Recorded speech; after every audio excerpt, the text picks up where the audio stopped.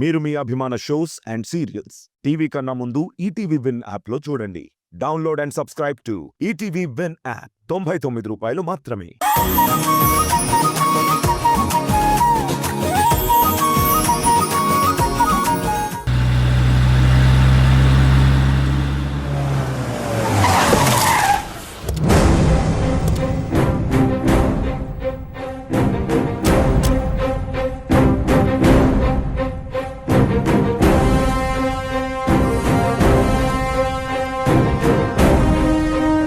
మనోహర్, చూస్తుంటే ఈ ఏరియాలో మెకానిక్ షాపులు చాలా ఉన్నట్టున్నాయి.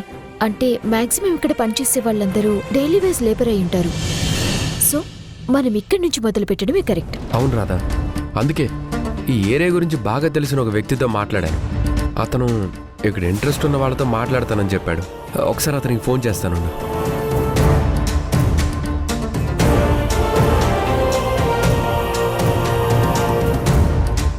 నమస్తే. అదే మేము వచ్చేసాం, ఇక్కడే ఉన్నాం. రాధా వస్తున్నాడంట.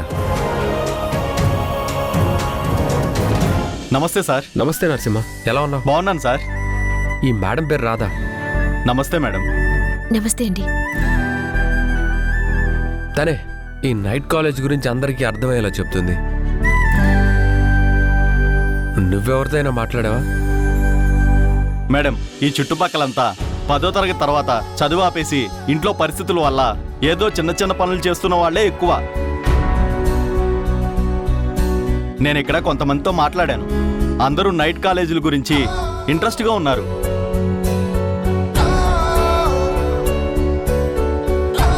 కానీ దాని గురించి వాళ్ళందరితో కలిసి మాట్లాడాలి. చాలా మంది జాయిన్ అవుతారు మేడం. అలాగే చేద్దాం నరసింహ గారు. ఈ రోజు సాయంత్రం అందరిని పిలిచి మీటింగ్ పెట్టి అందరితో మాట్లాడతాను. ఏర్పాట్లు చేయగలరా? ఏమైంది నరసింహ? ఏదైనా ప్రాబ్లమా? సార్, ప్రాబ్లం అంటే ఈరోజు మా అమ్మాయి పుట్టినరోజు. సాయంత్రం మా ఇంట్లో దావత్ ఉంది సార్. అందుకనే. పర్వాలేదు నరసింహ గారు, మరి మీ మీటింగ్ రేపు పెట్టుకుందాం. కుదురుతుందా మీకు? రేపు కుదురుతుంది మేడం. ఇప్పుడే ఒక ఫోన్ చేసి అందరినీ రెడీగా ఉండమని చెప్తాను. ఒక్క నిమిషం మేడం. చిచ్చి, వీళ్లతో ఇదే ప్రాబ్లం. తినడానికి తిండి సరిగ్గా ఉండదు కానీ పార్టీలు ఫంక్షన్లు మాత్రం అప్పులు చేసైనా గట్టిగా చేస్తారు. అందుకే వీళ్ళసలు బాగుపడరు. బుద్ధి లేకుండా మాట్లాడక సత్యం. వాళ్ళకి ఉన్నా లేకపోయినా వాళ్ళకున్న దాంట్లో మనస్ఫూర్తిగా నలుగురికి పెడతారు. అది వాళ్ళ గొప్పతనం. అయినా మొన్నటి వరకు నీ పరిస్థితి ఏంటో నీకు గుర్తు లేకపోతే ఎలా? నడుమంత్రపు సిరి వచ్చిందని ఎగిరిగిరి పడుతున్నావు. అది ఎన్ని రోజులుంటుందో తెలీదు. నువ్వు ఈ రోజు నన్ను ఎంత రెచ్చగొట్టినా నేను రెచ్చిపోయే మూడ్లో లేను. అయినా నేను జరిగిపోయిన గతం గురించి ఆలోచించను. ఇప్పుడు నా పరిస్థితిని ఎంజాయ్ చేస్తూ భవిష్యత్తు కోసం బాటలు వేసుకుంటాను. అయినా అతను చేసేది గ్యారేజ్లో మెకానిక్ పని. పుట్టినరోజు అంటూ ఆర్భాటాలు అవసరమా అన్నాను. తప్పేంటి? మేడం, రేపు ఓకే మేడం. మీరు టైం చెప్తే ఆ టైంకి అందరినీ అక్కడికి తీసుకొస్తాను. నరసింహ గారు, రేపు కూడా వద్దు. మనం ఎల్లుండి పెట్టుకుందాం మీటింగ్. అందరినీ రెడీ చేస్తారా? అదేంటి రాధా, రేపు మీటింగ్ వద్దా? ఎందుకు? రేపు మనకి వేరే పనుంది, చాలా ఇంపార్టెంట్. అంత ఇంపార్టెంట్ వర్క్ ఏంటి? నాకెందుకు చెప్పలేదు? చెప్తాను మనోహర్, పద వెళ్దాం. సరిపోయింది. ఈ రోజు ఇతనికి కుదరదు, రేపు నీకు కుదరదు. ఇలాగైతే ఇది ముందుకెళ్ళినట్టే. అయినా అంత ఇంపార్టెంట్ పనేంటి? ఎవరికి ఎప్పుడు ఏం చెప్పాలో నాకు తెలుసు. దీని గురించి నీకు తెలియాల్సిన అవసరం లేదు. వస్తామండి. అలాగే మేడం. సరే నరసింహ, అలాగే సార్. వెళ్ళొస్తాం. ఈ రాధకి ఆఫీస్ వర్క్ కన్నా అంత ఇంపార్టెంట్ పని ఏమై ఉంటుంది? మళ్ళీ ఏదైనా ప్లాన్ చేస్తుందా? వస్తున్నావా? వస్తున్నాను.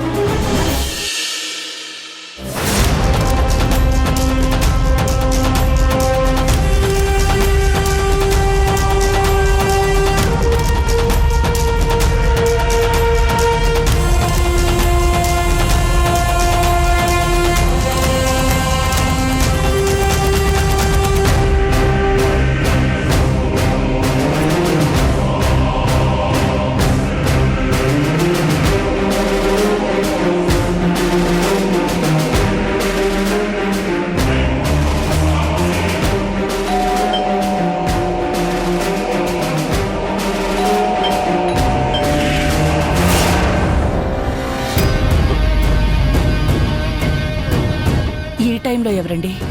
పద చూద్దాం.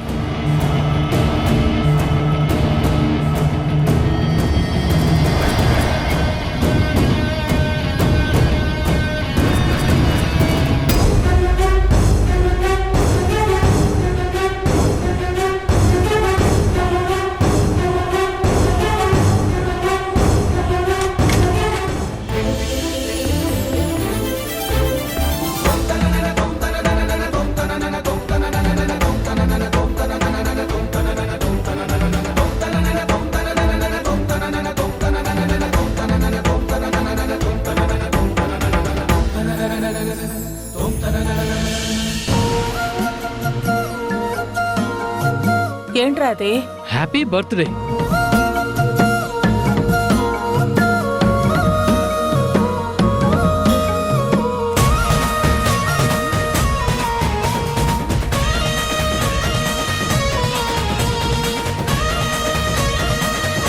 ఏమండి, ఈరోజు నా బర్త్డేని ఇలా సర్ప్రైజ్ గా ప్లాన్ చేశారా? సారీ దేవకి, ఈ రోజు నీ పుట్టినరోజు అన్న విషయమే మర్చిపోయాను. ఇప్పుడు ఇదంతా ప్లాన్ చేసింది నేను కాదు. Real I'm sorry Devaki. అయ్యో పర్వాలేదండి, దీనికి సారీ ఎందుకు? ఈరోజు అమ్మ బర్త్డేనా? ఆయన నాకెలా తెలుస్తుందిలే. ముందే తెలుసుంటే ఏదైనా ప్లాన్ చేసి అమ్మని బుట్టలో వేసుకునేదాన్ని. ఆ, మరి ఇదంతా ఎవరు చేసుంటారు?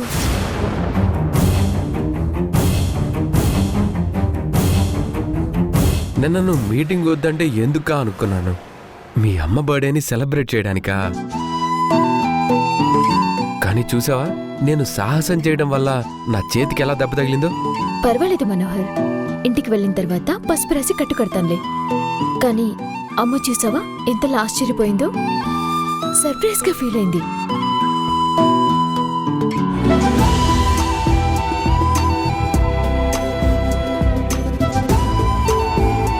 హలో, బాగుంది. నాకు దెబ్బ తగిలిందంటే మీ అమ్మ సర్ప్రైజ్ ఫీల్ అయిందని హ్యాపీగా ఫీల్ అవుతావా? కానీ ఏం చేస్తాం.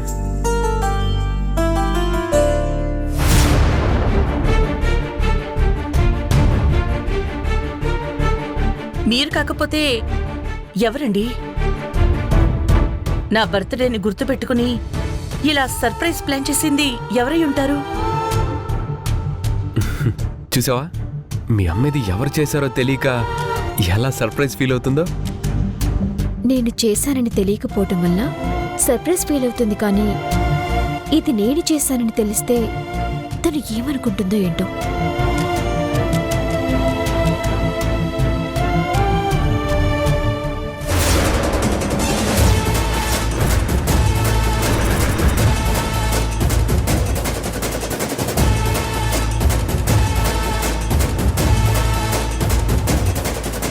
అమ్మా